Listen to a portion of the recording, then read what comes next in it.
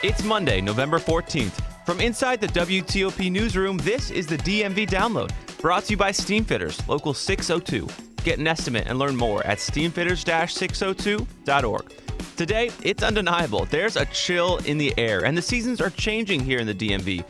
So we thought it's about time we hear a winter weather forecast from a meteorologist and the Hagers-Town Almanack prognosticator himself.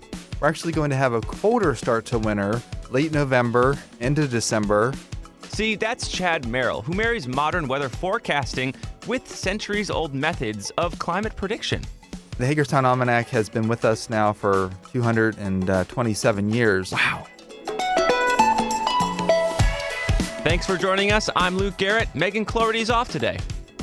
Prognosticator. It's not a word you hear every day, and I actually did a little check on the Google, reference page. Its peak use was in the turn of the 19th century, which makes a little bit of sense because the Hagers-Town Almanack, started pretty much 1797, that is? Yeah, that was the first publication. This year for 2023 is the 227th publication, so it's been around for quite some time. And the voice you're hearing is the prognosticator himself, Chad Merrill, who's also a meteorologist here at WTOP. Chad, welcome. Thank you very much for having me on. This is great. Yes. So, first order of business. At the intro, I teased that we'd kind of get a prognostication of our future winter. So what's this winter looking like from the Almanac's perspective? So we're going to have a seasonal shift in the weather. Last year, we had winter not come in until January and then kind of backed off in February and March. December was very warm. This year, we're shifting things forward. We're actually going to have a colder start to winter, late November into December, colder than last year, I should say. And I think most of our snow accumulation would be December into January instead of January into February, March. I think we'll get into a milder pattern with better chance for mixed precipitation events and warmer temperatures during the second half of the winter. So, yeah, kind of an earlier onset than last year for the winter. And I think overall in Washington, snowfall is going to be similar to last year, in that 12 to 15 inch range, which is near average in Washington. We have the Almanack, the Hagers-Town Town and Country Almanack. It's right here. You can hear it, folks. There it is. All the pages. Chad brought in a copy for me. Very generous. And so, when you make these predictions in the Almanack, are you using the same methods they did in 1797, or, is it new? Yeah, so there's actually the Herschel chart, which is in the Almanack, and he was a scientist way back in the 1700s. And he studied the weather from the aspect of how did the moon impact the weather. Oh, wow. So he looked at different moon cycles and how the weather was a factor in that. So he has actually a chart where he diagnosed the weather forecast from the moon phases and put this chart together. Now, he took observations over several years, not just a couple of weeks, to put this together. So I do use the Herschel chart as kind of a basis for my daily forecasts. Nice. So I do take into account some of the older methods, but then I incorporate some of the more modern methods of forecasting as well. And that modern method includes identifying analog years, which are years which I think will match what the following year is going to be. And that's a big part of forecasting, and even in general with meteorologists today when they identify seasonal outlooks, is what are some analog years or years in the past that look similar in terms of the evolution of ENSO, El Nino, La Nina, some of the solar cycles, and kind of put it all together for predicting ahead for the next 365 days. Yeah, and having this almanac in hand right now, it reminds me that, weather is still pretty unpredictable. Obviously, we have a lot more technology, but we're kind of doing similar things that people did 200 years ago. What is the weather going to be? How is it going to affect my work? I guess back then it was a little more tied to agriculture, but how's that relationship changed over the last few years? Well, in the last few years, what we've seen is all the technology that we have, we're able to look out and predict pretty accurately about 4 to 5 days in advance, where maybe 10 years ago, the accuracy faded after about 1 or 2 days. Right. So we're able to look out a little bit farther because of the technology we have and because of the superpower computers that NOAA has with these different forecast models. Seasonal outlooks are getting better in time, but seasonal outlooks don't take it on a day-to-day basis. The Almanac has kind of a day-to-day basis or groups of days in which the weather is going to be a certain way. But overall, it's the technology that has helped longer lead times for forecasting and accuracy versus 10 years ago and even 30 or 40 years ago. And you kind of hinted at this, but what does an almanac give you that you can't get, anywhere else? An almanac will give you not only the weather forecast for the next 16 months, at least you can see some of the trends in the weather, whether it's going to be a colder start to the winter, a hot and dry summer versus a wet summer. But it also gives you a table that shows the best days to plant your flowers. Because a lot of that, gardeners use the almanac because there are some correlations between having a good output of crop production or a good yield of crops or flowers or having them survive longer if they're planted when the moon is in a certain phase, an up or down phase. Oh, wow. So that really helps gardeners come with or produce a very good yields for their garden versus just taking it on the whim and planting after the last frost. Right. It gives you a good lead-in, basically some good lead-in information. So how accurate are you? Like, do you kind of check yourself? How good is it? I do pretty good. In the almanac, it gives you the first frost and last frost dates. That's for Hagers-Town, though. It's a lot different in Washington, D.C. because the weather's a little bit different. I find myself within 10 days of the actual first hard freeze and final hard freeze, which I think is pretty good. Yeah. So what I've noticed is that I follow a weather pattern pretty good in there. And there are times when I'm a little bit maybe overzealous with precipitation. Like last year, I had a couple of snow events in December that actually were rain events. Right. But the dates were very similar. So, overall, I follow the weather pattern pretty good. I'm usually off by, if I'm off, it's usually by like 2 or 3 days when a weather event happens. Like I think I forecasted, if you look in there, November 10th, I think I forecasted heavy rain, but not from a tropical system. Right. And I'm like, whoa, that's going to happen. That's going to happen tomorrow. Right. So, that's just one example. That's cool though. You publish this thing, and then like every day you're like, well, I totally called it. And we haven't really talked about the almanac itself. We've talked about its predictions, how it works, but people might be familiar with the Farmer's Almanac, but this is a notably different one. It's the Hagers-Town Town and Country Almanac. What's the distinction between the two? So the Farmer's Almanac gives a national overview of the weather. The Hagers-Town Town and Country Almanac is special in that it first began at a printing press in Hagers-Town, Maryland. Wow. And the printing press is no longer there. It's the Maryland Theater in downtown Hagers-Town. So the fellow that started to produce this almanac, and there's actually different varieties of local almanacs that have come and gone through the years. And the Hagers-Town Almanac has been with us now for 227 years. Wow. So the distinguished factor is, A, it began with a fellow in Hagers-Town, and B, it caters specifically forecasts for the Mid-Atlantic and gives you the planting information and the moonrise and moonset and all the different lunar and solar eclipses that could potentially occur that year. But the basis for this local almanac is specifically the weather forecasts are more catered towards the Mid-Atlantic, the day-to-day forecast, with kind of an overview of severe weather potential from the Mississippi Valley into the Northeast and Southeast. But it's more catered to the weather in the Mid-Atlantic than the Farmer's Almanac is, which is divided into regions and gives a real general overview of the weather for the month based on 7 to 10 day trends each month, where this one's divided up a little bit more fine-tuned for this area. Yeah. And so how'd you find yourself at the Almanac? Like you're a meteorologist, but how'd you get there? Well, the former weather prognosticator who had been doing the weather forecasts for, I think since the 70s. Wow. Yeah, he retired recently. So they were looking for somebody to fill his shoe. His name was William O'Toole, and he did a really great job with the Almanac. And he was interviewed by multiple outlets whenever he was doing the forecast for the Almanac. And so they needed somebody to carry on the legacy of doing the weather forecast. And I found out through a friend of mine in Hagers-Town, because I used to work in that area. And I applied for the position, and lo and behold, I've been doing it now for a couple of years. Yeah, so it's not very frequently that you see an almanac hiring for a weather person because they're far and few between because there's only a couple of almanacs around. Right, no, totally. But you've liked it.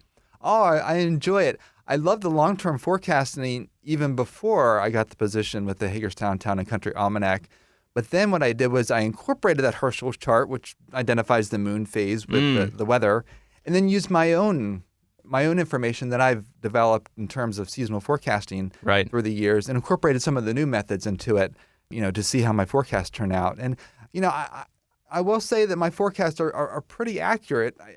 I find myself doing a pretty good job. Yeah. There's no way anybody's going to be 100% right. Right. Or No one's got a crystal ball. Yeah, it's just not the case. But being able to identify some of those analog years and then looking at climatology, what's the overall trend? The 30-year averages. Oh, wow. They show, do we get snow in November? Well, the storm could potentially produce snow in November, but more recently, probably not. Or, there's just a lot of factors that I have to consider when doing these forecasts based on some of the latest trends, too. Yeah. I mean, you bring up the topic of climate change. Almanacs have been here for 200 years. Like, if any place could really track that and chart that and have that data, like these published almanacs might. So, when you talk about climate change, how is it impacting this region from an almanac perspective? It is impacting the region, especially warmer summers, warmer nights in general. We have, in the Mid-Atlantic especially, more urbanized areas, and that leads to urban heat islands. So you get warmer nighttime lows, and that brings, overall warming trend. And with these warming trends that we are seeing, especially with the overnight lows, that brings more mixed precipitation events rather than all snow events in the wintertime. Warmer temperatures in the summer. Also, the Atlantic Ocean has been relatively warm. It's been in this warm cycle for the last 30 years. Wow. Very, very warm waters off the coast. And that can influence the rain amounts in the summer, actually can enhance rain, especially along I-95. So there's different climate trends that I've noticed with enhanced rain in the eastern part of the Mid-Atlantic, some drier spots to the west. In the Mid-Atlantic area, and also some warming temperatures, especially overnight. So all those factors I take into consideration when looking at the forecast ahead. And that's something that, when the Almanac forecast back in the day, there was less urbanization. And there were some cooler temperatures. I mean, we've noticed overall, if you look at the climate data, a warming trend is distinct. There's a distinct warming trend across many major cities in the U.S. and around the globe, too, but especially here in the Mid-Atlantic. Wow. So, for some listeners who might not have ever looked or cast their eyes upon an almanac, they might think these are kind of old things, not used. What do you say to them? Why would you kind of encourage them to pick one up? I would encourage somebody to pick up a Hagers-Town Almanac because, again, you see the table that has all the different, the best days to plant flowers.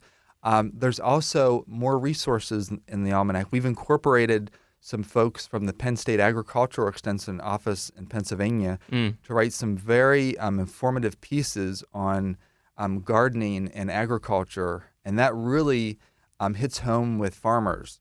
So it's a really good source of information for gardeners and farmers, and we're trying to incorporate some additional information into the Almanac that you wouldn't typically get if you just go online to see maybe when the best day to plant flowers and so forth. So, and I've also incorporated some information from another meteorologist who specifically focuses on studying the stratospheric polar vortex, which can influence our weather. Whoa. So, trying to get some other resources into the Almanac, helping to cater to not only folks who are interested in planting gardens and maintaining their garden throughout the year, but also for those who just have general weather interests, like with the polar vortex. Also with, there's an article in there about you see the Smokey Bear signs, low, moderate, high risk for fire danger. Well, what does that mean when you enter a state park? Yeah. Well, there's actually some significant meaning behind those signs, and there's some action that the park rangers take based on what the threat for the wildfires is.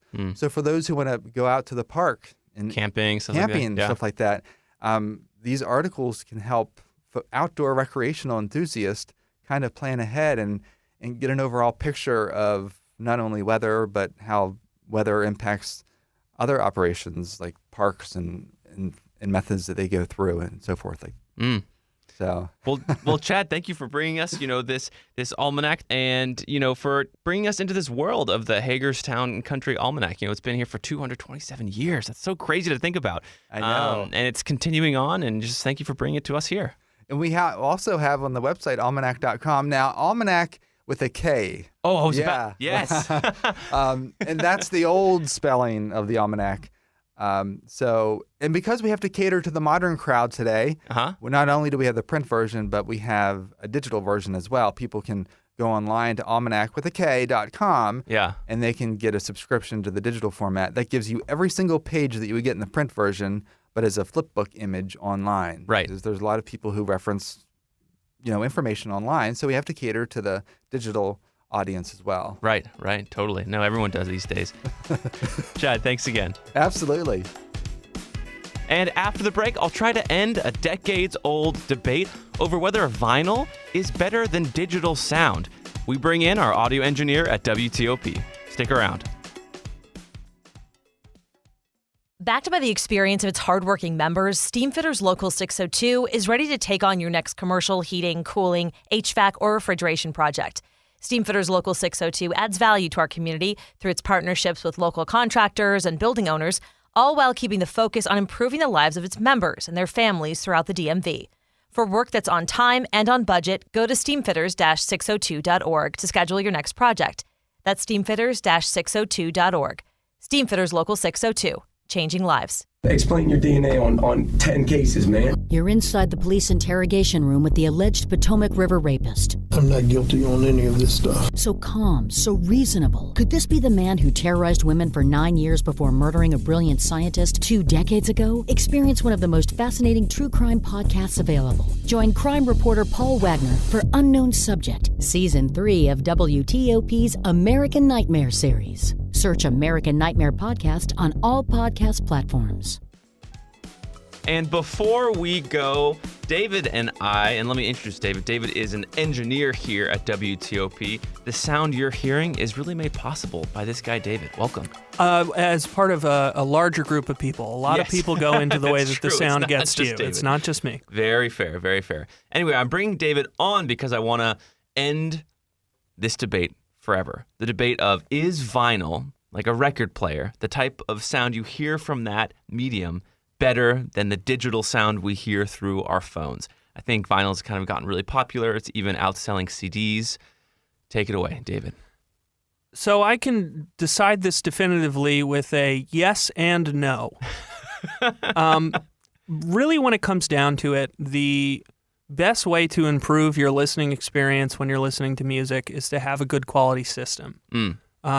Most of the audio that we listen to and where we get it from has high enough audio that 99.9% of people are not really going to find a difference. If you're on Spotify, if you're on Apple Music, what have you, they're going to play music in a way that sounds natural to your ear. Got it. If you have a nice big speaker system, big speakers have the ability to produce larger frequencies, lower frequencies, fill out the soundscape better. Right.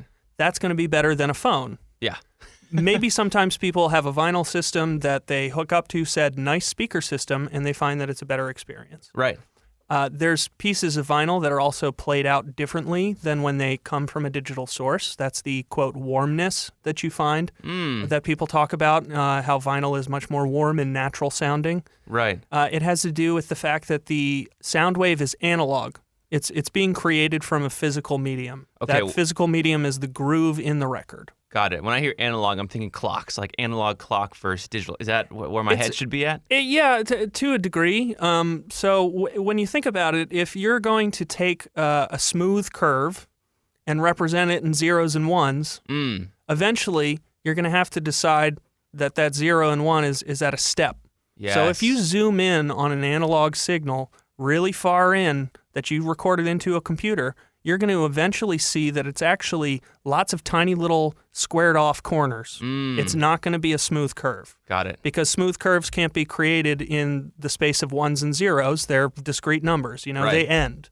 So when you're talking about vinyl reproduction of sound, when you're talking about vinyl versus CD, that's the best case scenario, right? A CD is uncompressed. It hasn't been squashed down in order to fit onto your, phone or stream to you.